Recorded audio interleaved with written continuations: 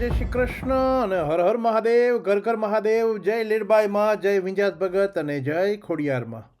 તો કેમ મિત્રો બધાય? આનંદ મંગલ. હવે મારે વાત તમને એ કરવી છે કે આપણે કોરોના આવ્યું હતું ને 2020માં 2021માં, રાઈટ? તો ભૂકા કાઢી નાખ્યા હતા માણસોનું. અને કેવા બીએ ગાતા કે કોઈને અડતા નહોતા કે છેટા ભાગતા. આ ફૂટપાથ ઉપર હાલ્યા જતા હોય તો ઓલા સામેવાળા ફૂટપાથ ઉપર ઓલું બીજું સામે જોવે એટલે સીધે સીધું ભાગે સામેની સાઈડમાં, કારણ કે અડાઈ ન હોય કે કંઈ નહીં એટલે. અને પછી પાછામાં કેટલા બધા માણસોએ બિચારે જાન ગુમાવ્યો, રાઈટ? કે વી feel sorry for that really, એના ફેમિલી વિશે, કારણ કે ત્યારે પાછું કોઈને અડવા ન દે અને એમને એમ સીધા એને બધું ટોટલી પેકિંગ કરીને બધું એમને એમ સીધા સીધા શમશાનમાં મૂકી આવતા અને ત્યાં બધું અગ્નિ સંસ્કાર કરી દેતા અને કોઈ સ્વજનને મળવાની કોઈ છૂટ નહીં કે કોઈ વસ્તુની નહોતી, બરાબર? હવે એવો જ વાયરસ કંઈક something hanta virus, I don't know તમને નામ સાંભળ્યું હોય કે ન સાંભળ્યું હોય, પણ અમારે આ યુરોપની અંદર ત્યાં ફાટે પડ્યા બધા. અહીંયા હમણાં ત્યાં ટૂંકમાં એમ કે તાક મોકરા મૂકી દીધા હતા બધા તાક કે કદાચ આવે એ કે, right? From the hantavirus outbreak on that cruise ship, which has killed 3 people now. And the World Health Organization says all the infected are either passengers or crew from the MV Hondius. In the meantime, at least 29 Americans who were on the ship are under monitoring across multiple U.S. states. 16 of them are in a special facility in Nebraska, including Jake Rosemarin. He spoke to NBC today about his life under quarantine. Right? અને આવે તો એક ત્યાં ઈરાનને પાછું અમેરિકાનું યુદ્ધનું હજી ચાલુ જ છે અને ઓઇલની ક્રાઇસિસ છે, મોંઘવારી છે, ત્યાં વચ્ચે એ કે આ આવે તો પૂરું એ કે. એટલે જોરદાર અમારે અહીંયા મીડિયાની અંદર બહુ ચર્ચા થતી હતી હમણાં, અને એના વિશે મારે તમને વાત કરવી છે કે શું હતું એકચ્યુઅલી અને કઈ રીતે આ થયું બધું, અને હંટા વાયરસ શું છે, રાઈટ?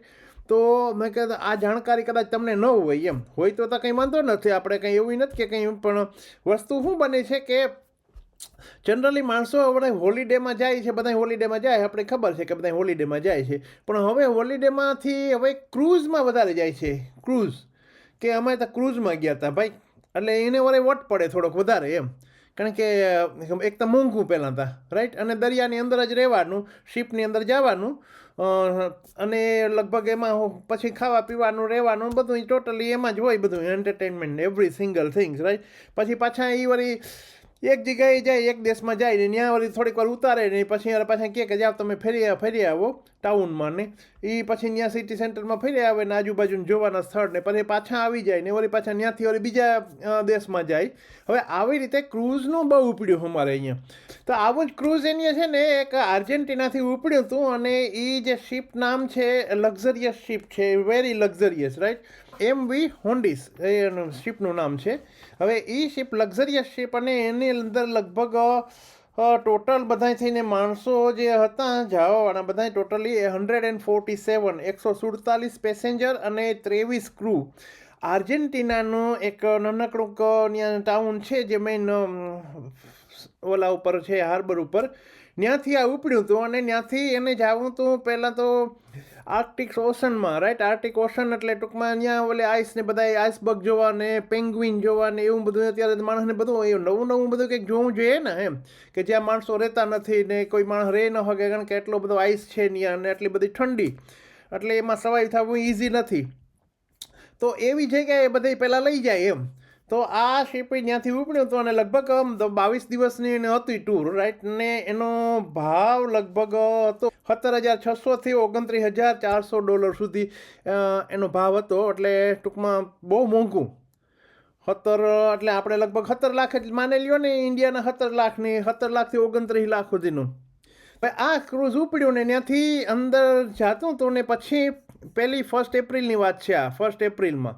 હવે ત્યાંથી ઉપડ્યું ને એ બધું ફરી ગયું, ને પછી પાછું 11 એપ્રિલના એક પેસેન્જર ઓફ થઈ ગયું, રાઈટ? અને એના શિપની અંદર જ માંદું હતું અને ઓફ થઈ ગયું. અને પછી ફાઇન્ડ આઉટ થયું કે એને હંટા વાયરસ નામનો એક વાયરસ છે, એ હંટા વાયરસ. એટલે બધે એકદમ ચકચાર જામી ગઈ, કારણ કે જનરલી એ શિપની અંદર બધા ડૉક્ટરને બધું હોય, એવું નહીં કે ખાલી એટલે મેડિકલ ફેસિલિટીઝ ને બધું હોય, પણ છતાં એને બચાવી ન શક્યા.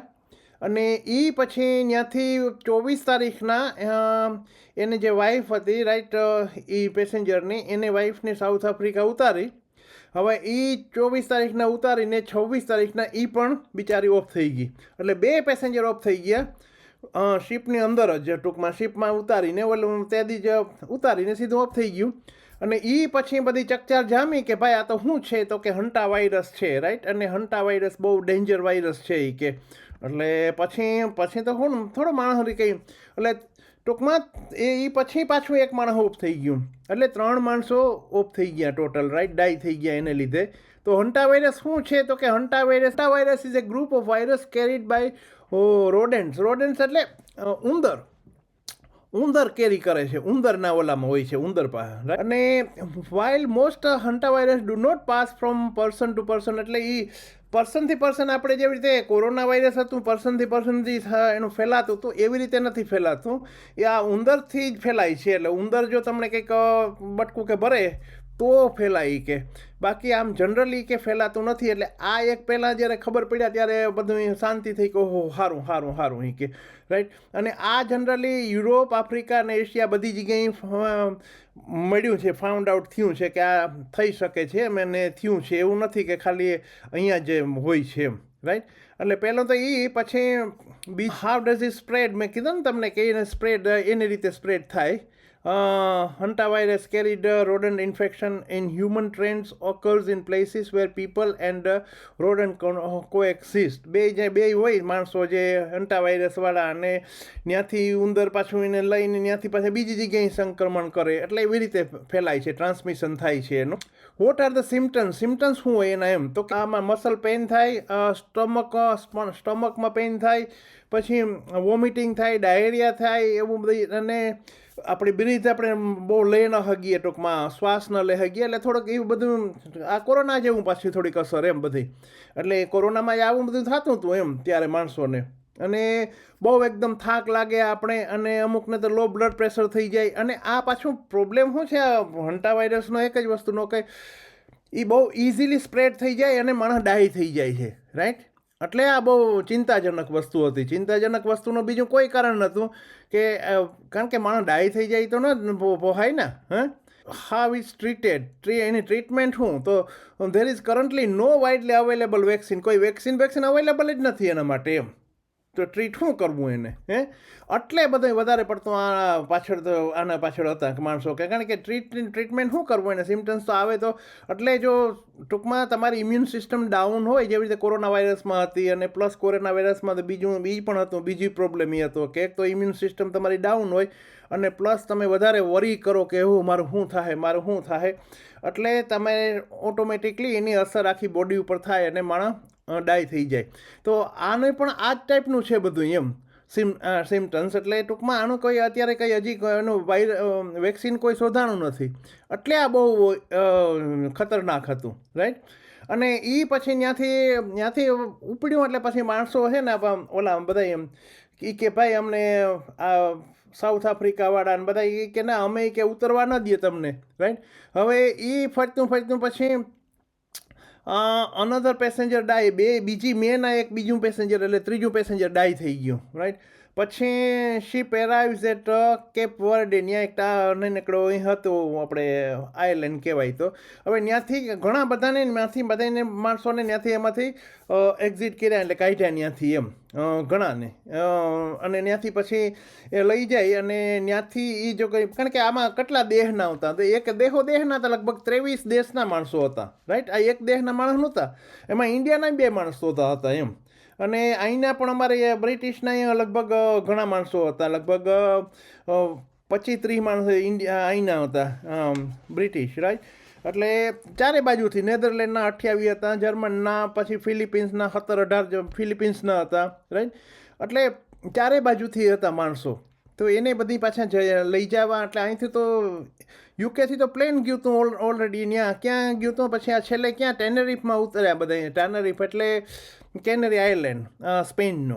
તો ન્યા એને પછી એલાઉડ કર્યા ઓલા લોકોએ પહેલાં ચેક કર્યું બધું એને ત્યાંના પ્રશાસન પહેલાં તો ના પાડતા હતા કે અમે નહીં ઉતરવા દઈએ, પછી ત્યાં ઉતાર્યું અને ત્યાં પછી બધાને ક્વોરન્ટાઇન કર્યા અને બધાને અમુકને લઈ ગયા ત્યાંથી ફ્લાય અહીંથી સ્પેશિયલી પ્લેન ગયું હતું એના માટે, રાઈટ, ચાર્ટર્ડ પ્લેન અહીંથી ગયું હતું અને એ ચાર્ટર્ડ પ્લેન અહીંયા લઈ આવ્યું બધાને અને એને પછી પાછા અહીંયા હોસ્પિટલમાં રાખ્યા હતા અને 72 કલાક સુધી ઓન બધાને એમ કે કારણ કે ક્યારે શું થઈ જાય એટલે કંઈ ખબર ન પડે કે આમાં કોને છે, રાઈટ, તો બીજાને સ્પ્રેડ ન થાય એના માટે થઈને અને એને પાછું આ વર્લ્ડ હેલ્થ ઓર્ગેનાઇઝેશને પણ કીધું છે એને ક્વોરન્ટાઇન કરવાનું. તો કેટલું ક્વોરન્ટાઇન એટલે કેટલો ટાઈમ રહેવાનું, એકલું લગભગ 45 દિવસ સુધીનું કીધું છે, રાઈટ. તો ત્યાં 72 કલાક રાખે ને જો એ કંઈ નહીં હોય તો એને પછી એને ઘરે કહે પણ એને ઘરે પણ ત્યાં એને આ ક્વોરન્ટાઇન કરવું જ પડશે એમ કે લગભગ 45 દિવસ સુધી. તો આવજો, બાય બાય, ને પાછા નવા વ્લોગમાં કંઈક નવું લઈને આવ્યું. તો હર હર મહાદેવ, ઘર ઘર મહાદેવ, જય લીરબાઈમાં, જય વિંજાર ભગત અને જય ખોડિયાર.